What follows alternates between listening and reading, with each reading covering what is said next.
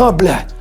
O jūs sakėt, kad aš tai nepadarysiu, nes buvo žmonių, kurie man sakė, blet, seni, tu nahu esi iš Klaipėdos ir tu čia savo sumastei, kad tu gali būti kažkokiu reperiu. Aš parūkiau pirmą kartą 12, jau nuo 13 metų aš jau, ta prasme, viskas, sistemiškai rūkiau kasdieną, žinai. Netgi man būdavo, jau svarbiau parūkyti, nei pavalgyti. Aš pradėjau paskui vokti. Vertė, aš apie lemą, tikrai apie lemą privariau. Ir tada mumis pradėjo gaudyti ir kriminalai, žiauriausi gangsteriai, kuriuos aš esu netgi matęs, žinai. Mes turim, sako, šiandien vėliau vakare penthouse čia, čia vakarėlį, jeigu nori atvaryk, žinai. Atvarau ir ten, blet, visokie playboy modeliai ir krūva jodžių, karočią, su žiauriam cepūrom, karočią. Tik išeina iš studijos seniai ir iš kažkur atsiranda valainos, karočią, girdi, manęs puška yra ištraukę ne vieną kartą. Va taip, kurva ta puška į baną, karočią, jodį, supranti, kišo, su kuriuo mes buvom kažkada, bratkos, supranti. Vyksta chaosas, kas vyksta per chaosą? Per chaosą gimsta dar daugiau chaoso. Ir kuo daugiau tu įsivėlęs tame chaose, tavo gyvenimas tampa chaosas.